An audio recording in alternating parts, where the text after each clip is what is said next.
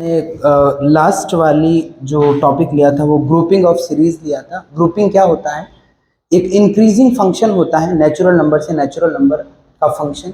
उस फंक्शन के अकॉर्डिंग हम क्या करते हैं, कुछ एलिमेंट को, कुछ सीरीज के एलिमेंट, जैसे पहले दो एलिमेंट को जोड़ दिया सारों को, उन एलिमेंट को जोड़ के क्या होता है, उनको जोड़ देते हैं, उससे उसकी कन्वर्जेंस और डाइवर्जेंस की बात हो जाती है।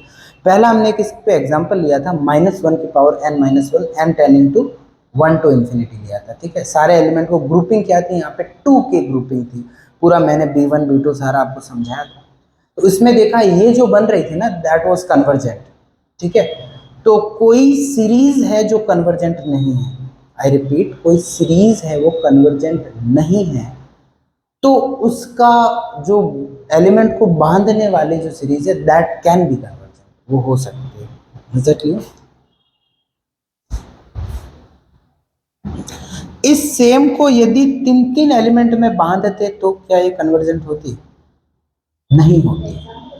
हाँ, सेम एग्जांपल है, 2 में बांधा तो 0 आया, 3 में बांधते तो नहीं होती, क्योंकि 3 ऑड रहता तो आ जाता उसका प्लस का 1, 1 प्लस -1 1, तो प्लस का 1 आ जाता। 6 होते ही क्या हो जाता? 0 हो जाता। मेरी बात समझ रहे हो ना? 5 में भी नहीं होती। ठीक है, इज दैट क्लियर? 7 में नहीं होती।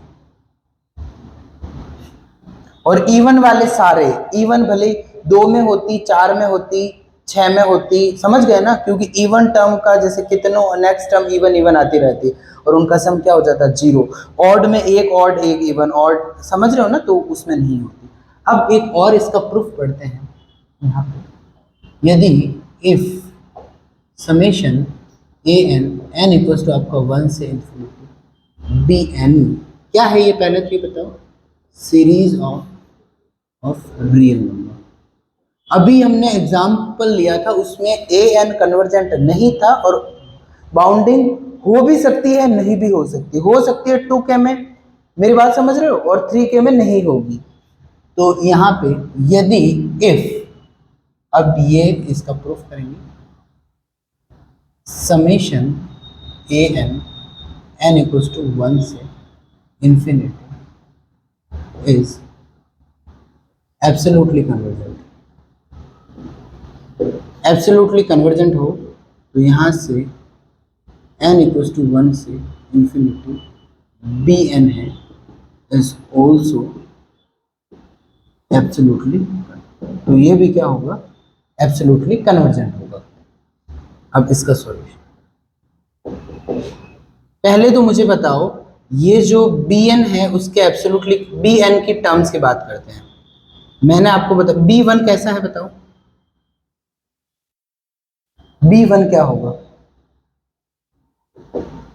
समेशन या a1 से n इक्वल्स टू 1 से, या चलो a k ले लिया, k इक्वल्स टू 1 से n1 तक हो जाएगा, a1 a2, मेरी बात समझ में आया? b2 क्या होगा, जल्दी बताओ? b2 होगा a k, और यहाँ क्या हो जाएगा? k equals to n1 plus 1, मेरी बात समझे? यहाँ तक आ गया, फिर नया एलिमेंट, और यहाँ क्या होगा? n2 होगा। b3 ये कहाँ से आया है? ये डेफिनेशन ऑफ, किसकी डेफिनेशन है बताओ? ये आया है आपका definition of grouping of an element से आया है, n3। मेरी बात समझ में आ रही है? आ रही है नहीं आ रही? तो अब देखो, आपको दिखाना है समेशन, इसको ले लूं मैं tn, ये आपको दिखाना है n इक्वल्स टू, यहाँ पे भी k ही लेना पड़ेगा, या k डैश ले लूँ, कोई फर्क नहीं पड़ता, k ही पढ़ा लेना। bk is absolutely convergent. इसको एब्सोल्युटली कन्वर्जेंट के लिए क्या करना पड़ेगा?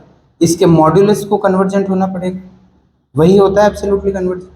From the definition of absolutely convergence यही होता है ना, बी के हो गया। तो इसमें एलिमेंट कैसे होंगे? b1 b2 b3, इंफिनिटी नहीं लेते हम, nth पार्शियल सम ले लेते हैं।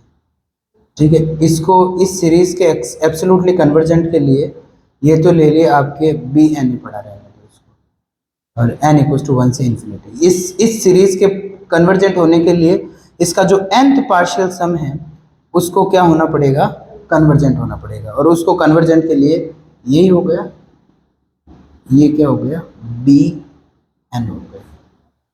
मेरी बात समझ में आ रही नहीं है? अब जो टी एन है उसमें पहला बी वन क्या होगा, जल्दी बताओ। बी वन होगा ए वन। अब देखो बी वन क्या,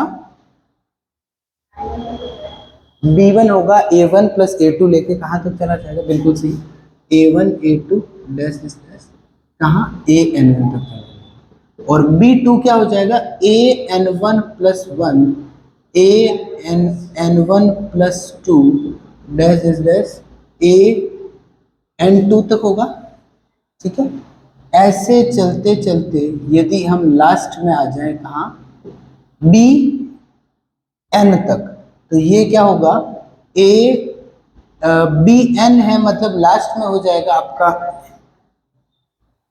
एक सेकेंड, एन वन है ना, तो गाड़ी रुकेगी कहाँ पे, कहाँ पे रुकेगी बताओ,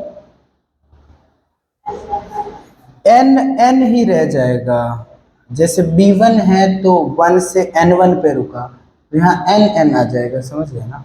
यहाँ A N N minus one, ठीक है, प्लस वन, और ये A N N minus one plus two dash dash dash A N N minus one. ठीक है, अब यहाँ पे क्या हो जाएगा, लास्ट हो जाएगा ए, एक मिनट, यही तो है, ये लास्ट ए एन ही होगा ना, ये लास्ट एलिमेंट ही लिखा है। ठीक है, अब इनको यदि आप ले लोगे, टी एन है, इनको सबको अलग कर दोगे तो ठीक, तो टी एन किससे छोटा हो जाएगा, A one plus A two plus dash dash dash last तक ले लिया ए एन। मेरी बात समझ में आई?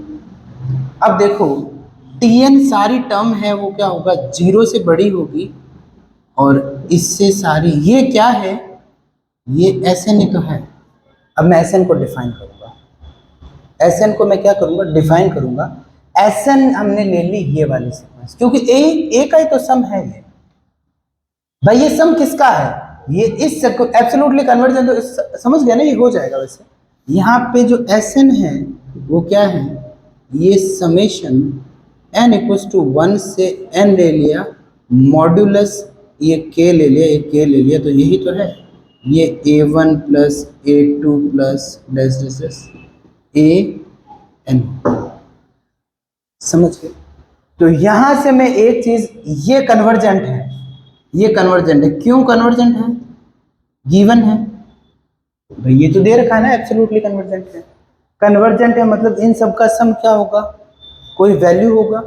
तो यदि टी एन है वो जीरो से बड़ा, कैसे बोला मैंने, जीरो से बड़ा इसलिए बोला, टी एन में सबके मॉड्यूलस मैंने ऐड करें, तो it is a positive. Zero से बड़ा है मतलब ऐसी क्वांटिटी मिली जिससे टी एन के सारे एलिमेंट क्या हो, बड़े हो, और एस एन कन्वर्जेंट हो रहा है तो मतलब ऐसी क्वांटिटी मिल गई जिससे इससे सारे एलिमेंट क्या हो, छोटे हो। तो मैं ये बोल सकता हूँ टी एन क्या है, बाउंडेड है। सिंपल सी बात है। अब मैंने टी आर माइनस वन करा, तो इसका मतलब क्या हो गया, इंक्रीजिंग। यदि मैंने यहां से टी, एक मिनट, ये टी एन है ना, टी एन हो रहा है, एन पे रुक रहा है, तो टी आर माइनस वन कहाँ पे रुक जाएगा, बी आर माइनस वन पे रुक जाएगा, और 1 से लेके आर तक एक बी आर वाली, और ये मॉड्यूलस है तो ये भी क्या होगी, जीरो या जीरो से बड़ी क्वांटिटी होगी। ये जीरो से या जीरो से बड़ी क्वांटिटी होगी मतलब टी एन कौन से हो जाएगी सीरीज, इंक्रीजिंग हो जाएगी। Is that clear? और यदि ये इंक्रीजिंग है, यदि ये इंक्रीजिंग है तो हम यहाँ से क्या कंक्लूड कर सकते हैं, कोई भी बाउंडेड हो, ठीक है, यहाँ से कंक्लूड कर दिया बाउंडेड है, और यहाँ से क्या कंक्लूड कर दिया, इंक्रीजिंग है। तो फ्रॉम 1 and 2 क्या बोल देंगे, क्या बोल देंगे, 1 and 2 बोल देंगे जो टी एन है इज कन्वर्जेंट। और यदि ये वाला Tn जो कन्वर्जेंट है, इनके मॉड्यूलस का मतलब ये समझ गया ना, ये क्या हो जाएगा, एब्सोल्युटली कन्वर्जेंट। मेरी बात समझे? Bn सीरीज को एब्सोल्युटली कन्वर्जेंट दिखाना है तो इसीलिए इसके मॉड्यूलस को कन्वर्जेंट दिखा दिया। एग्जैक्टली।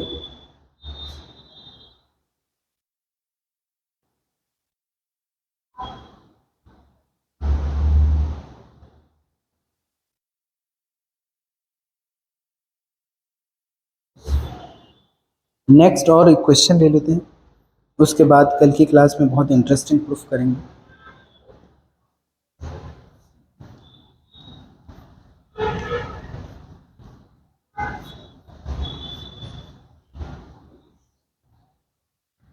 ये क्वेश्चन वैसे मैंने करवा दिया था कि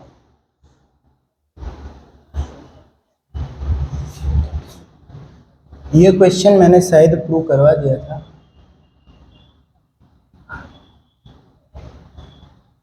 एक सेकंड, उसको पॉज करना। क्या होगा, सेव हो गई क्या?